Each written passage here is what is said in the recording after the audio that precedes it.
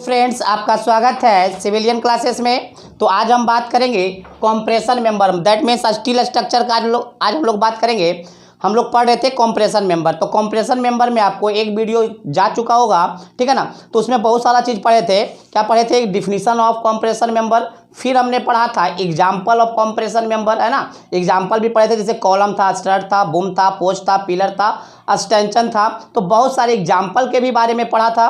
फिर उसके बाद हमने पढ़ा था स्ट्रेंथ ऑफ कॉम्प्रेशन मेंबर। क्या पढ़ा था? स्ट्रेंथ ऑफ कॉम्प्रेशन मेंबर के भी बारे में पढ़े थे। प्यारे बच्चों, बहुत सारा बात हमने किया था। सिलेंडरनेस रेशियो के बारे में बात किए थे, इफेक्टिव लेंथ के बारे में बात किए थे। फिर हमने बात किया था इंड कंडीशन के बारे में भी बात किया था, और एक न्यूमेरिकल भी हमने देखा था।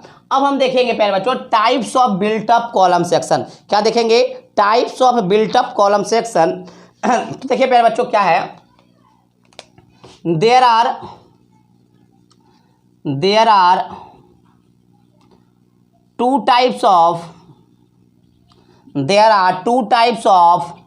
built up column section. There are two types of built up column section. First one is lacing built up column section.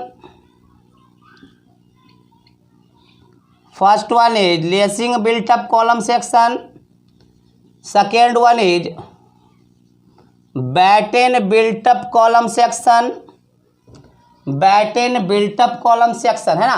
तो प्यारे बच्चों, हमने क्या बोला? दो तरह का क्या होता है? बिल्टअप कॉलम सेक्शन होता है। तो प्यारे बच्चों, समझने वाली बात यह है कि बिल्टअप कॉलम सेक्शन पहले बताइए सर क्या होता है ना।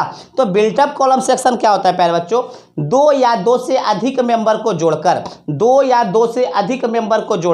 एक मेंबर बना देते हैं, उसको कहते हैं बिल्टअप सेक्शन। क्या बोले प्यारे बच्चों? मान लीजिए हमारे पास ये दो मेंबर अलग अलग है, दोनों मेंबर को आपस में किसी प्लेट के द्वारा जोड़ देंगे तो एक मेंबर हो जाएगा कि नहीं। तो दो या दो से अधिक मेंबर को आपस में जोड़ के सिंगल मेंबर को क्या बोलते हैं? बिल्टअप कॉलम सेक्शन कहते हैं, है ना, बिल्टअप सेक्शन कहते हैं। तो बिल्टअप कॉलम सेक्शन जो होता है प्यारे बच्चों, वो दो प्रकार के होते हैं। First one is lacing built up column section and batten built up column section, ठीक है ना। तो हम बारी बारी से देखेंगे कि आपका लेसिंग बिल्टअप कॉलम सेक्शन क्या होता है और बैटन बिल्टअप कॉलम सेक्शन क्या होता है, ठीक है प्यारे बच्चों। तो सबसे पहला हेडिंग दीजिएगा लेसिंग बिल्टअप कॉलम सेक्शन। उससे पहले आप इसको क्या कर लीजिए? नोट डाउन कर लीजिए। चलिए प्यारे बच्चों, सबसे पहले हम लोग देखेंगे लेसिंग बिल्टअप कॉलम सेक्शन के बारे में। किसके बारे में? लेसिंग बिल्टअप कॉलम सेक्शन के बारे में ना। तो देखिए प्यारे बच्चों, ये जो फिगर आप जो देख रहे हैं, ये फिगर आपका है लेसिंग बिल्टअप कॉलम सेक्शन का। किसका है? लेसिंग बिल्टअप कॉलम सेक्शन का। प्यारे बच्चों, एक्चुअली आपको दो दिख रहा होगा ना। एक्चुअली ये चार मेन कॉलम्स है। कितने मेन कॉलम्स है? चार मेन कॉलम्स है। दो आपको दिख रहा है, दो इसके पीछे है, दो आपको यहाँ दिख रहा है, दो इसके जस्ट पीछे है। चार मेन कॉलम्स को एक प्लेट के द्वारा, एक लेसिंग प्लेट के द्वारा आपस में कनेक्ट किए हुए हैं, और इस प्रकार से कनेक्ट किए इंक्लिनेशन पे, कुछ ना कुछ एंगल पे है। तो इस तरह से अगर आप कनेक्ट करते हैं तो यह जो सिस्टम है वो आपको कहलाता है lacing built up column section. Built up इसीलिए कि इसमें चार कॉलम को जोड़कर बना है। हम पहले ही बता चुके हैं, दो या दो से अधिक सेक्शन को जोड़कर एक सिंगल सेक्शन बनाते हैं तो वह सेक्शन क्या कहलाता है? बिल्टअप सेक्शन कहलाता है। तो यहाँ पे भी प्यारे बच्चों, आपका मेन प्लेट जो है वो चार है। तो चार मेन प्लेट्स को जोड़कर एक सिंगल मेंबर आप बना रहे हैं तो ये पूरा मेंबर क्या कहलाएगा? बिल्टअप सेक्शन कहलाएगा। अगर आप लेसिंग मतलब कुछ एंगल पे आप जोड़ रहे हैं, प्लेट को कनेक्ट कर रहे हैं, तो वो कहलाता है लेसिंग बिल्टअप सेक्शन। तो इसके बारे में बहुत सारा पॉइंट है, उन सारे पॉइंट्स को हम बारी बारी से देखेंगे। तो पहला पॉइंट आपका है प्यारे बच्चों, लेसिंग बिल्टअप कॉलम सेक्शन जो सुटेबल है, प्रीफर जो है करते हैं, वो किसके लिए करते हैं? इसेंट्रिक लोड के लिए प्रीफर किया जाता है। अगर आपके कॉलम पे इसेंट्रिक लोड आ रहा है तो उसके लिए हम लोग कौन सा कनेक्शन यूज करेंगे? कौन सा सेक्शन? तो लेसिंग सेक्शन यूज करेंगे। तो क्या बोलेंगे प्यारे बच्चों? Lacings are more preferred, lacings are मोर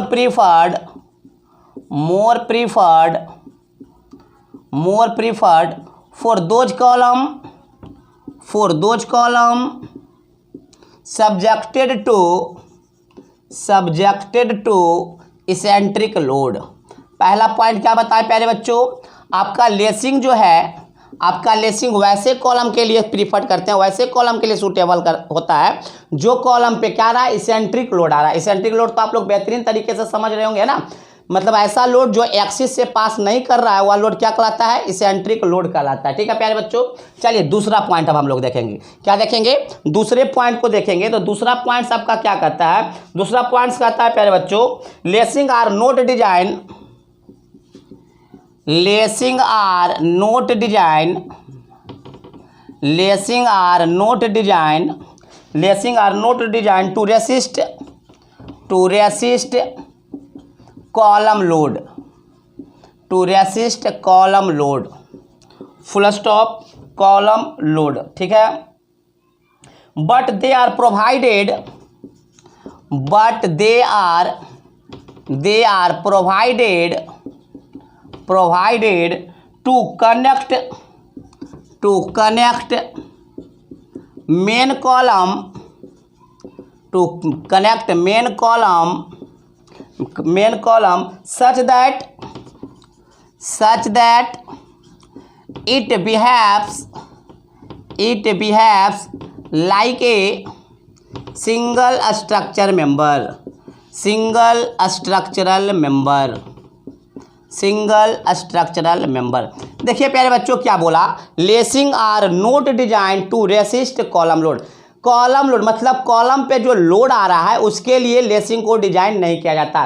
मान लीजिए इस कॉलम पे कितना आ रहा है, 100 किलो न्यूटन का लोड आ रहा है, तो 100 किलो न्यूटन में 1 किलो न्यूटन का भी लोड ये लेसिंग प्लेट रेसिस्ट नहीं करेगा, लेसिंग प्लेट रेसिस्ट नहीं करेगा। तो कॉलम लोड के लिए आपका लेसिंग का डिजाइन नहीं किया जाता। बट इसका काम क्या है, इसका काम बस ये है कि मेन कॉलम को आपस में कनेक्ट करके एक सिंगल स्ट्रक्चर मेंबर बना देना। तो देखिए प्यारे बच्चों क्या बोला, but they are provided to connect main column. इसका काम क्या है, इसका काम है connect the main column, connect करना मतलब मेन कॉलम को आपस में कनेक्ट कर देना, such that it behaves like a single structure member. इस तरह से कनेक्ट करना है कि चारों का चारों कॉलम मिलकर आपस में एक सिंगल स्ट्रक्चर मेंबर का मेंबर बन जाए। ठीक है प्यारे बच्चों, तो ये हमारा दूसरा पॉइंट था। अब अगले पॉइंट की तरफ चलेंगे। तो अगला पॉइंट क्या कह रहा है प्यारे बच्चों, the spacing between built up,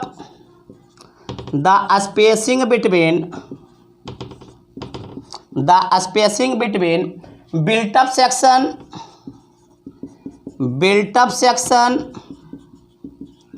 should be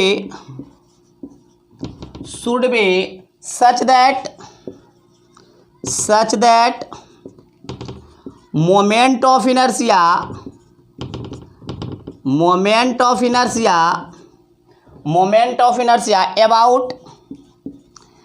about x-axis is equal to moment of inertia about y-axis for develop maximum strength। देखिए प्यारे बच्चों ये क्या कर रहा है, ध्यान दीजिएगा। क्या कर रहा है कि दो मेन जो कॉलम है, दोनों मेन कॉलम के बीच में ये जो स्पेसिंग है, ये जो आपका स्पेसिंग एस है, ये जो आपका स्पेसिंग एस है वो इस प्रकार देना है, इतना देना है कि moment of inertia about x axis and moment of inertia about y axis दोनों में क्या होना चाहिए, सेम होना चाहिए। क्यों सेम होना चाहिए, तो फॉर डेवलप मैक्सिमम स्ट्रेंथ, ताकि उसका मैक्सिमम स्ट्रेंथ डेवलप कर सके, मैक्सिमम लोड को रेसिस्ट कर सके। इसके लिए हम क्या करते हैं, I x x is equal to I y y, मतलब moment of inertia about x axis is equal to moment of inertia about y axis. ठीक है प्यारे बच्चों, तो चलिए आप इसको नोट डाउन पहले कर लीजिए, फिर हम आगे बहुत सारा पॉइंट है, उन सारे पॉइंट को बारी बारी से देखेंगे। चलिए नोट डाउन कीजिए।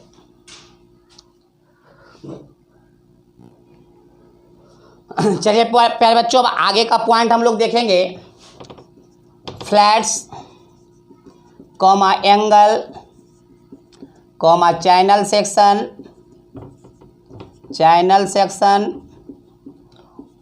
हॉलो सर्कुलर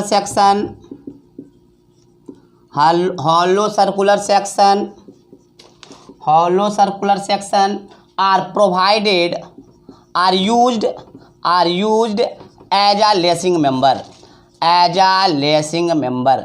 देखिए प्यारे बच्चों, हमने क्या बोला, आप ये जो लेसिंग मेंबर जो देख रहे हैं, ये आपका जो लेसिंग मेंबर है, वो लेसिंग मेंबर में आप यूज क्या क्या कर सकते हैं, फ्लैट्स। फ्लैट्स करने का मतलब है प्लेट, प्लेट लाइक स्ट्रक्चर। आप रॉड भी यूज कर सकते हैं, आप एंगल सेक्शन भी यूज कर सकते हैं, चैनल सेक्शन भी यूज कर सकते हैं, आई सेक्शन भी यूज कर सकते हैं, हॉलो सर्कुलर सेक्शन भी यूज कर सकते हैं as a lacing member. But इन सारे मेंबर में से प्यारे बच्चों सबसे जो बेहतरीन होता है, जो सबसे ज़्यादा इफिशियंट होता है, वो आपका फ्लैट्स होता है, दैट मीन्स प्लेट्स होता है। तो लिखेंगे नेक्स्ट प्यारे बच्चों इसी में कि फ्लैट्स आर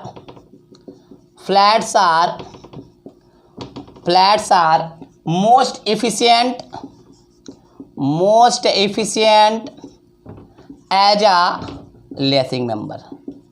हम क्या बोले प्यारे बच्चों, प्लेट्स जो होता है वो सबसे ज़्यादा एफिशिएंट होता है लेसिंग मेंबर में, ठीक है। अब देखेंगे प्यारे बच्चों end type plates. End type plates आपको दिख रहा होगा, ऊपर भी इंड टाइप प्लेट्स है और नीचे भी इंड टाइप प्लेट्स है ना। तो end type plates is provided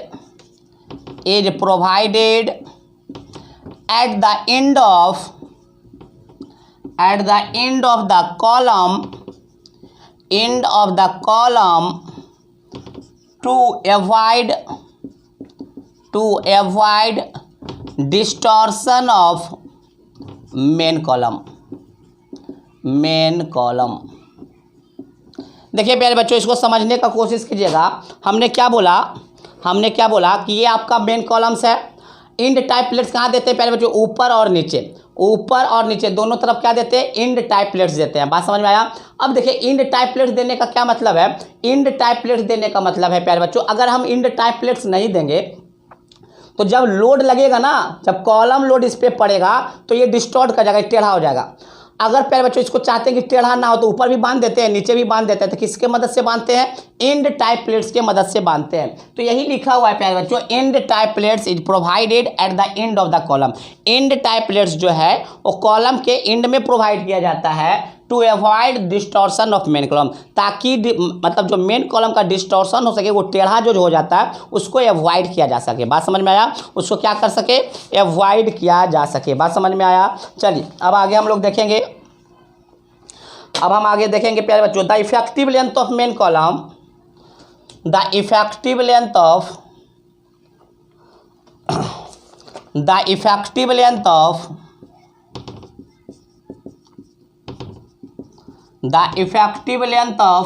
main column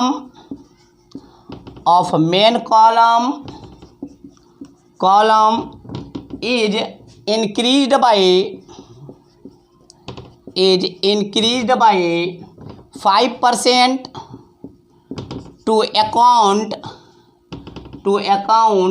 for shear deformation।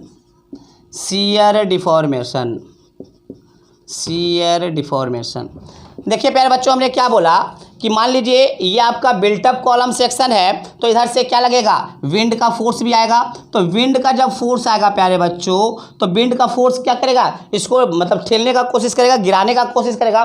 तो अगर आप चाहते हैं कि शियर में डिफॉर्मेशन ना हो, क्या चाहते हैं कि शियर में डिफॉर्मेशन ना हो, तो इफेक्टिव लेंथ में 5% इंक्रीज करते हैं। तो क्या बोला, the effective length of main column is increase by 5%। जो इफेक्टिव लेंथ होता है मेन कॉलम का, उसका 5% बढ़ा देते हैं डिजाइन करते समय। बात समझ में आया। चलिए next point, minimum width of lacing member. Minimum width of lacing member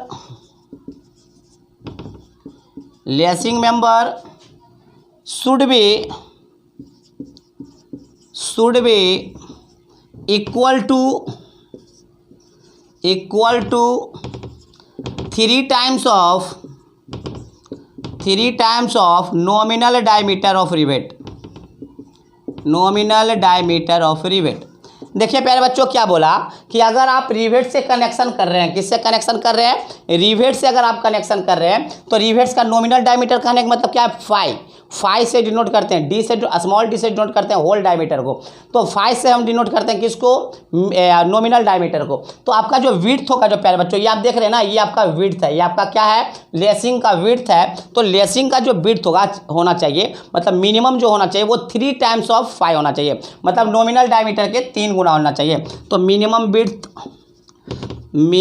width of lacing कितना बोले प्यारे बच्चों, 3 टाइम्स इंटू 5, 3 टाइम्स इंटू 5। तो चलिए प्यारे बच्चों, सबसे पहले आप इसको नोट डाउन कीजिए, और भी बहुत सारे पॉइंट्स हैं, उन सारे पॉइंट्स को हम लोग बारी बारी से देखेंगे। चलिए इसको नोट डाउन कर लीजिए।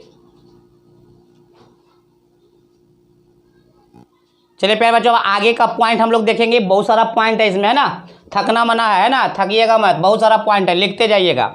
Minimum thickness of lacing, minimum thickness of lacing, minimum thickness of lacing, lacing should be greater than,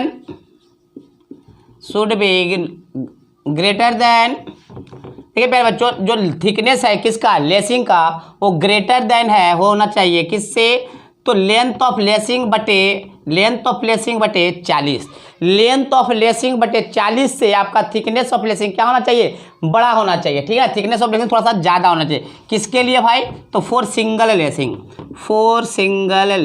किसके लिए, तो फॉर सिंगल लेसिंग। और डबल लेसिंग के लिए जो लेंथ ऑफ लेसिंग बटे 60, लेंथ ऑफ लेसिंग बटे 60 से ज़्यादा होना चाहिए क्या, थिकनेस ऑफ लेसिंग, तो फॉर डबल लेसिंग। तो प्यारे बच्चों, सबसे पहले आप लोग समझ लीजिए कि सिंगल लेसिंग क्या होता है और डबल लेसिंग क्या होता है ना। तो देखिए प्यारे बच्चों, सिंगल लेसिंग पहले, तो आप जो वो फिगर देख रहे हैं वो सिंगल लेसिंग का है, ये आपका हो गया सिंगल लेसिंग, और इसी में जब हम ये आपका हुआ क्या, सिंगल लेसिंग। अगर डबल लेसिंग करना होगा तो देखिए ये आपका हो गया डबल लेसिंग, बात समझ में आया, ये आपका क्या हो गया, डबल लेसिंग, बात समझ में आ गया।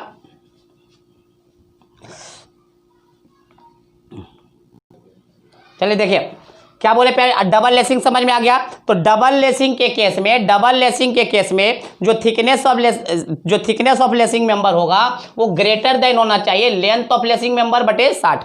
लेंथ ऑफ लेसिंग मेंबर करने मतलब ये है आपका लेंथ ऑफ लेसिंग मेंबर, ये यहाँ से यहाँ तक क्या कहलाएगा, लेंथ ऑफ लेसिंग मेंबर। तो length of lacing member by 40 से ज़्यादा होना चाहिए फॉर सिंगल लेसिंग के लिए, और डबल लेसिंग के लिए क्या होना चाहिए, लेंथ ऑफ लेसिंग बटे 60 से ज़्यादा होना चाहिए। बात समझ में आ गया प्यारे बच्चों। तो चलिए आगे का पॉइंट्स देखेंगे, आगे का पॉइंट्स है प्यारे बच्चों, आगे का पॉइंट्स, मिनिमम सिलेंडरनेस रेशियो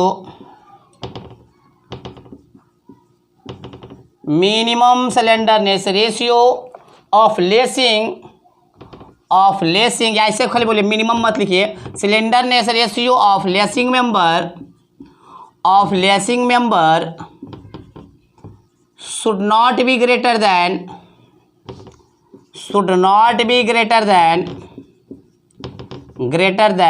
145। देखिए प्यारे बच्चों, हमने क्या बोला, हमने आपको बोला कि ये आपका लेसिंग मेंबर है, ये आपका क्या है, लेसिंग मेंबर। तो लेसिंग मेंबर का जो आपका सिलेंडरनेस रेशियो होगा वो 145 से ज़्यादा नहीं होना चाहिए, 145 से ज़्यादा नहीं होना चाहिए। बात समझ में आया। चलिए नेक्स्ट पॉइंट देखेंगे। तो देखिए प्यारे बच्चों, नेक्स्ट पॉइंट आपका क्या है, the slenderness ratio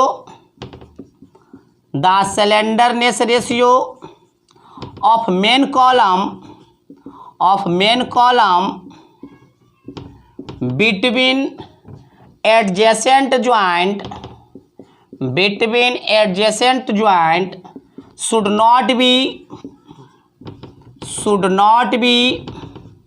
greater than 50। देखिए प्यारे बच्चों, हमने क्या बोला कि देखिए यहाँ पे एक ज्वाइंट है, एक ज्वाइंट यहाँ पे है ना, यहाँ पे रिवेट लगा हुआ है, यहाँ पे रिवेट लगा हुआ है। तो दोनों एडजेसेंट ज्वाइंट के बीच में जो मेन कॉलम है, दोनों एडजेसेंट ज्वाइंट के बीच में जो मेन कॉलम्स हैं, उस मेन कॉलम्स का सिलेंडरनेस रेशियो 50 से ज़्यादा नहीं होना चाहिए, 50 से ज़्यादा आपका नहीं होना चाहिए। बात समझ में आया। Next, effective length of lacing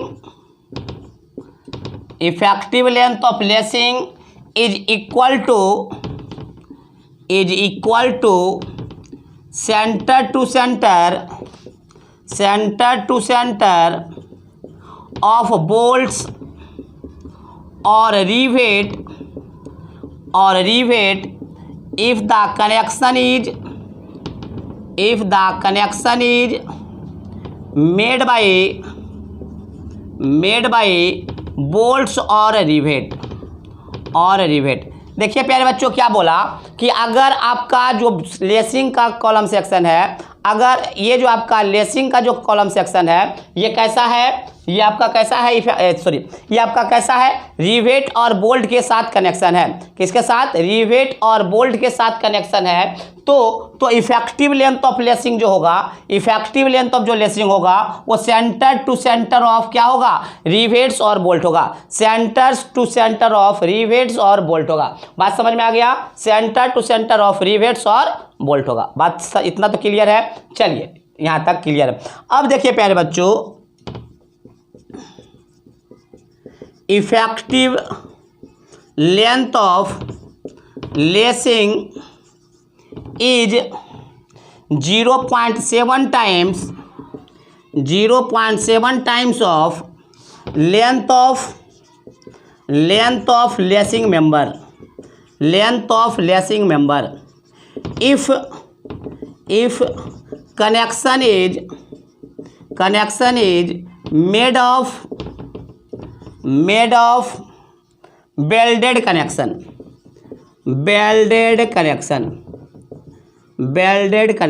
क्या बोले प्यारे बच्चों? अगर आपका वेल्डेड कनेक्शन है, कौन सा कनेक्शन है? अगर आपका वेल्डेड कनेक्शन है तो इफेक्टिव लेंथ क्या होगा, 0.7 times of length of lacing member. इतना पॉइंट समझ में आया प्यारे बच्चों? चलिए इन सारे पॉइंट्स को नोट कीजिए, और भी कुछ सारा पॉइंट्स है, उन सारे पॉइंट्स पे बात करेंगे। चलिए नोट डाउन कीजिए।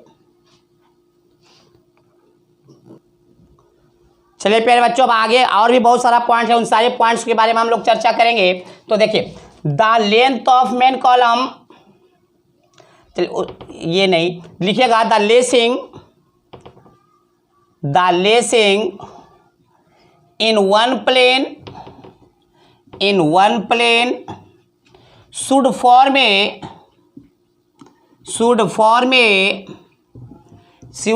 ए mirror image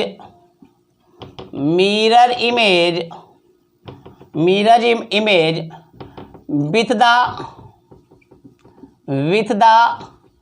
lacing in other plane if lacing member does not form mirror image, it results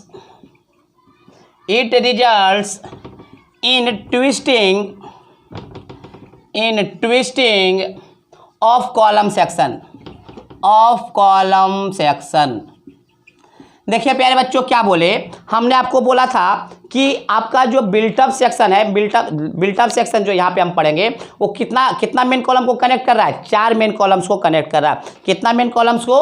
4 main columns को कनेक्ट कर रहा है। तो प्यारे बच्चों इसको समझने का कोशिश कीजिएगा। 2 आपको दिख रहा है और 2 इसके पीछे है, 2 आपको दिख रहा है और 2 आपके पीछे है, मतलब इसके पीछे है, ठीक है ना। तो देखिए एक का लेसिंग इधर होगा लेसिंग, तो इस प्लेन पे यहाँ पे जो 2 कॉलम है इसका जो लेसिंग होगा जस्ट इसका मिरर इमेज होगा। अगर ये ऐसे है तो यहाँ भी ऐसे होना चाहिए। बात समझ में आया? अगर प्यारे बच्चों क्या बोले, एक प्लेन में जो लेसिंग लगा है, जिस प्रकार का लेसिंग लगा है उसका जस्ट मिरर इमेज होना चाहिए अदर प्लेन में लेसिंग मेंबर का, ठीक है। अगर आपका लेसिंग मेंबर मिरर इमेज नहीं बना पाता है तो कॉलम क्या हो जाएगा, ट्विस्ट हो जाएगा। बात समझ में आया? कॉलम कैसा हो जाएगा, ट्विस्ट हो जाएगा। बात समझ में आया? तो वो बेंड होके टूट भी सकता है। बात समझ में आया प्यारे बच्चों? तो हमेशा क्या करना है आपको, मिरर इमेज ही प्रोवाइड करना है। चलिए नेक्स्ट हम लोग देखेंगे। नेक्स्ट है प्यारे बच्चों, the angle of inclination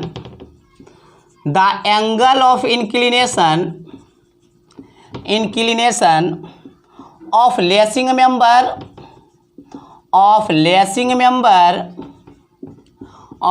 member with the vertical with the vertical should not be less than 40 degree and should not be greater than 70 degree, should not be greater than 70 degree. देखिए प्यारे बच्चों, हम क्या बोले कि आपका जो लेसिंग मेंबर है, मान लीजिए ये आपका मेन प्लेट्स है, ये आपका क्या है, लेसिंग मेंबर है। तो लेसिंग मेंबर जो होगा वर्टिकल के साथ ना तो 40 से कम का एंगल होना चाहिए, ना तो 70 से ज़्यादा का एंगल होना चाहिए। ना तो 40 से कम का एंगल होना चाहिए इंक्लिनेशन किसके साथ, वर्टिकल के साथ, ना तो 40 से कम होना चाहिए, ना तो 70 से ज़्यादा होना चाहिए। बात समझ में आया। इसका रीजन भी है, अगर रीजन आप देखना चाहेंगे तो रीजन देख लीजिए। मान लीजिए प्यारे बच्चों, अगर आप 40 से कम देते हैं तो 40 से कम दीजिएगा तो क्या होगा, देखिए तो 40 से वर्टिकल से 40 से कम दीजिएगा, तो अगर 40 से अगर आप कम दीजिएगा तो लेंथ ऑफ लेसिंग बढ़ जाएगा। अगर लेंथ ऑफ लेसिंग आपका बढ़ जाता है प्यारे बच्चों, तो आपका क्या हो जाएगा, बक्कल होने का चांस बहुत ही ज़्यादा रहेगा। क्या बक्कल होगा, तो लेसिंग मेंबर बक्कल होने के चांस ज़्यादा होंगे। अगर आप देखिए प्यारे बच्चों, मान लीजिए 70 से ज़्यादा प्रोवाइड कीजिए, देखिए तो वर्टिकल के साथ 70 से ज़्यादा प्रोवाइड कीजिए। जब 70 से ज़्यादा प्रोवाइड कीजिए, मान लीजिए लगभग हम 90 डिग्री कर दिए, 80-90 डिग्री कर दिए, मान लीजिए 70 से अगर ज़्यादा आप प्रोवाइड कीजिएगा पैर, तो आप देखिए क्या क्या इसमें होता है। इसमें आप देखिएगा 70 से ज़्यादा, तो देखिए बहुत ही क्या होगा, ज़्यादा लेसिंग मेंबर जाएगा, बहुत ही ज़्यादा लेसिंग मेंबर। अगर आप 70 डिग्री से ज़्यादा दीजिएगा तो आपका नंबर ऑफ लेसिंग मेंबर बहुत ही ज़्यादा जाएगा, जो कि अनइकोनॉमिकल हो जाएगा। क्या हो जाएगा, अनइकोनॉमिकल हो जाएगा। तो प्यारे बच्चों, आपको क्लियर हुआ होगा कि 40 से कम क्यों नहीं देते हैं और 70 से ज़्यादा क्यों नहीं देते हैं। चलिए ठीक है प्यारे बच्चों, तो चलिए और पॉइंट्स को हम लोग लिखेंगे, है ना।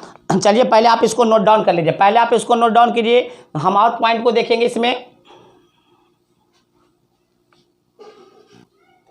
चलिए प्यारे बच्चों, अब आगे का कुछ और पॉइंट्स देखेंगे।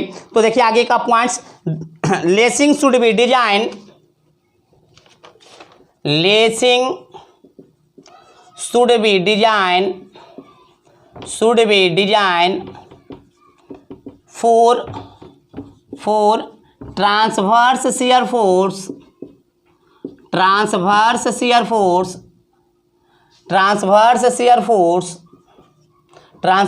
Force of 2.5 kilonewton of column load। देखिए प्यारे बच्चों, अब देखिए जो हम आपको पॉइंट नंबर 2 लिखाए हैं, सबसे कॉपी को उलट कर देखिए, जो पॉइंट नंबर 2 है पहले उसको देखिए, फिर आप इसको देखिएगा। पॉइंट नंबर 2 में हमने बताया था कि आपको कॉलम लोड रेसिस्ट नहीं करेगा, 1 पैसा का भी कॉलम लोड रेसिस्ट नहीं करेगा। अब हम यहाँ पे बोल रहे हैं कि 2.5% ऑफ कॉलम लोड रेसिस्ट करेगा, तो इसका मतलब तो दोनों तो कॉन्ट्राडिक्ट हो रहा है। तो अगर समझिए बात को, हम वहाँ पे बोले थे जो कॉलम लोड पे पड़ेगा, मान लीजिए 100 किलो न्यूटन लोड जो पड़ रहा है, तो वो 100 किलो न्यूटन में से 1 किलो न्यूटन भी ये कॉलम का लोड नहीं रेसिस्ट करेगा। कौन, आपका lacing member. But transverse direction में जो विंड का फोर्स आएगा वो रेसिस्ट करेगा। बात समझ में आया। ट्रांसवर्स डायरेक्शन में जो शियर फोर्स आएगा उसको रेसिस्ट करेगा, और कितना करेगा, तो इसका वैल्यू फिक्स है। फिक्स करने का मतलब मैक्सिमम वैल्यू फिक्स है कि मैक्सिमम कॉलम लोड का 2.5% क्या करेगा, रेसिस्ट करेगा। बात समझ में आया। कॉलम लोड को रेसिस्ट नहीं कर रहा है प्यारे बच्चों, ये किसका कर रहा है, जो शियर फोर्स आ रहा है विंड के कारण, तो उस शियर फोर्स को रेसिस्ट कर रहा है। और कितना मैक्सिमम करेगा, तो 2.5% ऑफ कॉलम लोड। बात समझ में आया। तो चलिए अब देखेंगे, each lacing member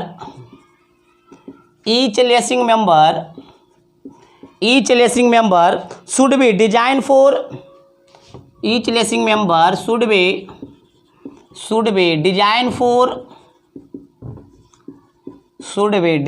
for a force of, प्यारे बच्चों किसी भी लेसिंग मेंबर को जब डिजाइन करने जाएगा तो कितना फोर्स रेसिस्ट करेगा उसके बारे में भी बताइएगा। तो देखेंगे प्यारे बच्चों, यहाँ पर पहले हम देख लेते हैं। मान लीजिए ये आपका लेसिंग मेंबर है, ये आपका लेसिंग में इधर से मान लीजिए ट्रांसवर्स शियर फोर्स आ रहा है, कितना मान लेते हैं एफ, कितना आ रहा है, एफ आ रहा है। ये जो सह रहा है प्यारे बच्चों, ये जो सह रहा है, मान लेते हैं ये सह रहा है वी, ये क्या सह रहा है, मान लीजिए एफ ट्रांसवर्स शियर फोर्स आ रहा है, तो ये कितना सह रहा है, वी सह रहा, जो कि वर्टिकल इंक्लाइनेशन कितना है, एंगल लेसिंग का एंगल है वर्टिकल के साथ अल्फा। तो बताइए प्यारे बच्चों, अगर ये वी है, वी अल्फा इंक्लाइनेशन एंगल है, तो हॉरिजॉन्टल में इसका क्या जाएगा, वी साइन अल्फा जाएगा कि नहीं, वर्टिकल के साथ ना जाएगा कॉस अल्फा, क्योंकि एंगल जिसके साथ होता है उसके साथ कॉस जाता है, तो इसके साथ क्या जाएगा, वी साइन अल्फा प्लस ये भी तो जाएगा V sine alpha plus V sine alpha. अगर हम क्या करें प्यारे बच्चों, समेशन ऑफ हॉरिजॉन्टल फोर्स को जीरो करें तो क्या हो जाएगा, एफ बराबर 2v साइन अल्फा होगा या नहीं, एफ बराबर 2v साइन अल्फा होगा कि नहीं। तो हमको वही तो निकालना कि कितना फोर्स असिस्ट करेगा, मतलब v का वैल्यू निकालना है। तो v का वैल्यू कितना हो जाएगा, f/2 sine alpha, f/2 sine alpha. इतना फोर्स ही आपका लेसिंग मेंबर क्या करेगा, रेसिस्ट करेगा। प्यारे बच्चों याद रखिएगा, ये जो फॉर्मूला काम करेगा फॉर सिंगल लेसिंग के लिए, किसके लिए, फॉर सिंगल लेसिंग। अगर आपका डबल लेसिंग होगा प्यारे बच्चों तो आपका होगा v/f/4 sine alpha, f/4 sine alpha, ठीक है। तो ये काम करेगा फॉर डबल लेसिंग, किसके लिए, फॉर डबल लेसिंग। बात समझ में आ गया प्यारे बच्चों।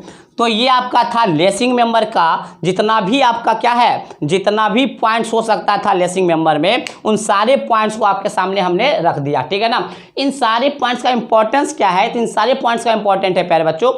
जेई में अगर क्वेश्चन स्टील स्ट्रक्चर से आता है तो ये कन्फर्म है प्यारे बच्चों, एक क्वेश्चन आपको इतने सारे पॉइंट से आना ही आना है। अगर आपको विश्वास नहीं है इस पॉइंट्स पे तो आप क्या कर सकते हैं, आप क्वेश्चन बैंक आप एसएससी जेई का देख सकते हैं, ठीक है प्यारे बच्चों।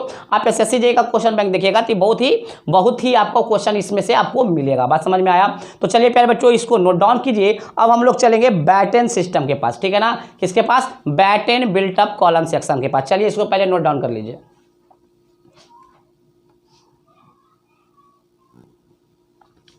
चलिए प्यारे बच्चों, अब हम लोग देखेंगे बैटनिंग बिल्टअप कॉलम सेक्शन के बारे में ना, बैटनिंग बिल्टअप कॉलम सेक्शन है ना, कॉलम सेक्शन।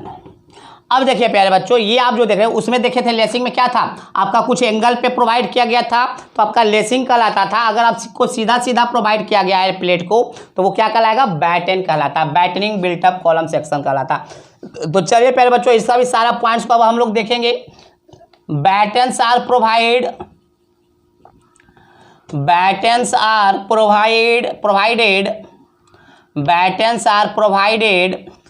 for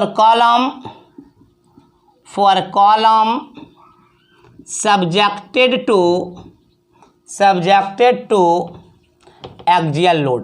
प्यारे बच्चों हमने बताया था कि आपका जो लेसिंग मेंबर है वो लेसिंग मेंबर किस कॉलम के लिए सूटेबल है, जिसपे कि इसेंट्रिक लोड आता हो। कौन सा लोड आता हो, इसेंट्रिक लोड आता हो, उसके लिए कौन सा सूटेबल है, लेसिंग सिस्टम। अगर वैसा कॉलम जिसपे सिर्फ एक्सियल लोड आता है उसके लिए कौन सूटेबल है प्यारे बच्चों, बैटन्स आर प्रोवाइडेड, है ना, बैटन सूटेबल है। चलिए प्यारे बच्चों आगे का पॉइंट्स देखेंगे। The effective length of main the effective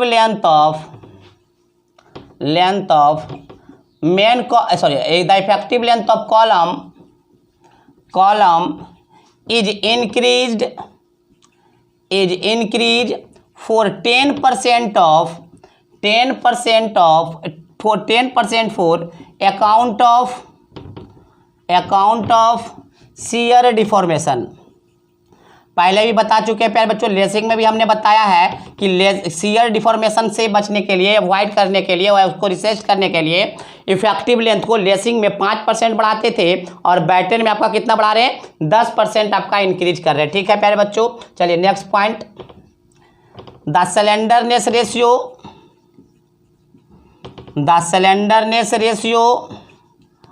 of main column between the battens is less than 50। क्या बोले प्यारे बच्चों, वो देखिए हम बोले दो बैटन के बीच में, ये दो बैटन के बीच में जो मेन कॉलम्स है, ये आपका मेन कॉलम्स है, मेन कॉलम्स का जो स्लेंडरनेस रेशियो होगा वो 50 से ज़्यादा नहीं होना चाहिए। यही सेम पॉइंट्स आपको बताए थे लेसिंग में भी आपका सेम पॉइंट्स था। बात समझ में आया है ना। वहाँ पे बताए थे कि आपका एडजेसेंट रिवेट के बीचों बीच जो मेन कॉलम है उसका स्लेंडरनेस रेशियो 50 से ज़्यादा नहीं होना चाहिए, है ना। चलिए नेक्स्ट पॉइंट देखेंगे। Next, minimum number of baton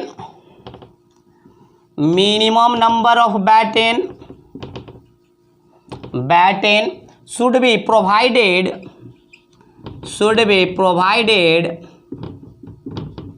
provided such that the column is divided into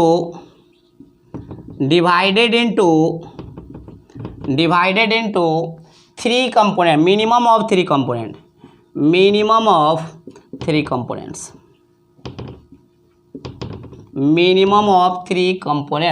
देखिए प्यारे बच्चों, हमने क्या बोला, हमने आपको बोला मिनिमम नंबर ऑफ बैटन। ये जो आपका नंबर ऑफ बैटन आप कितना दीजिएगा, तो नंबर ऑफ बैटन आपको इस तरह से देना है, मिनिमम नंबर ऑफ बैटन आपको इस तरह से देना है कि आपका टोटल लेंथ जो है वो 3 कंपोनेंट्स में बढ़ जाए, 1 2 3 कंपोनेंट्स में आपका बढ़ जाए। बात समझ में आया प्यारे बच्चों? तो आपको मिनिमम बैटन इस तरह से प्रोवाइड करना है कि आपका कम से कम 3 मिनिमम कंपोनेंट में आपका पूरा कॉलम बढ़ जाए। ठीक है प्यारे बच्चों, चलिए इसको नोट डाउन कीजिए। कुछ हम और पॉइंट को देखेंगे, पहले आप इसको नोट डाउन कर लीजिए। चलिए प्यारे बच्चों, और कुछ हम पॉइंट्स को देखेंगे, तो चलिए देखते हैं अगले पॉइंट्स को। Minimum thickness of baton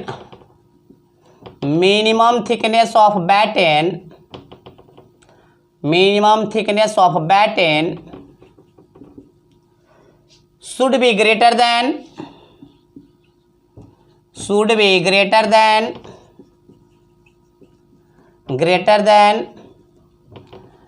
LB/50। मतलब क्या बोले, थिकनेस ऑफ बैटन क्या होना चाहिए, लेंथ ऑफ बैटन बाई 50 से बड़ा होना चाहिए। प्यारे बच्चों, ये आपका बैटन है तो बैटन का कुछ ना कुछ तो थिकनेस होगा, तो मिनिमम थिकनेस क्या होना चाहिए, LB/50, मतलब LB/50 से ज़्यादा थिकनेस होना चाहिए। ठीक है, चलिए नेक्स्ट पॉइंट और लास्ट पॉइंट है इसका, बहुत ही छोटा है, किसके रिस्पेक्ट में, लेसिंग के रिस्पेक्ट में। ठीक है ना, batten should B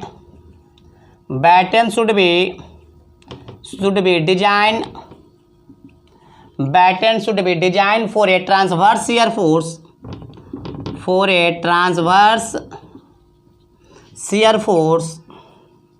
shear force of 2.5 kilonewton of column load. ठीक है प्यारे बच्चों, तो देखिए प्यारे बच्चों क्या बोला कि आपका बैटन भी जो है आपका ट्रांसवर्स शियर फोर्स कितना सहेगा, 2.5% ऑफ कॉलम लोड। जितना कॉलम लोड आ रहा है उसका 2.5% सहेगा क्या, ट्रांसवर्स शियर फोर्स। तो प्यारे बच्चों, बिल्टअप कॉलम सेक्शन में जितना भी सारा पॉइंट हो सकता था, सबसे पहले हमने क्या बताया आपको, बिल्टअप सेक्शन कहते किसको है, तो 2 या 2 से अधिक कंपोनेंट को जोड़ के एक सिंगल स्ट्रक्चर मेंबर को बनाना क्या कहलाता है, बिल्टअप सेक्शन। और बिल्टअप सेक्शन जो होता है प्यारे बच्चों कॉलम में, वो 2 प्रकार से होते हैं, पहला लेसिंग बिल्टअप कॉलम सेक्शन और दूसरा बैटन बिल्टअप कॉलम सेक्शन। तो जितना भी पॉइंट्स हो सकता था लेसिंग बिल्टअप कॉलम सेक्शन में and batten built up column section में, उन सारे पॉइंट्स को आपके सामने रख दिए। तो ये क्वेश्चन आपको 4 नंबर में भी आ सकता है, 6 मार्क्स में भी आ सकता है। 4 नंबर में आएगा तो सिंगल पूछेगा कि explain the lacing batten system. तो प्यारे बच्चों, फिगर बनाना मत भूलिएगा, फिगर बनाना एकदम जरूरी है। बात समझ में आया, फिगर एकदम बनाना है आपको। तो फिगर बनाते हुए आप क्या करना है, आपको काम करना है। तो अगर आपको 6 नंबर के क्वेश्चन में आते हैं तो आपको डायरेक्ट आएगा explain the built up column section with net sketch. बात समझ में आया प्यारे बच्चों? तो आज का लेक्चर हम यहीं पे खत्म करते हैं। अगले लेक्चर में हम कुछ न्यूमेरिकल्स देखेंगे, फिर न्यूमेरिकल के बाद हम देखेंगे design procedure of compression member. ठीक है प्यारे बच्चों, सबसे पहले आप इसको नोट डाउन कर लीजिए। और आज का लेक्चर बस इतना ही। Thank you.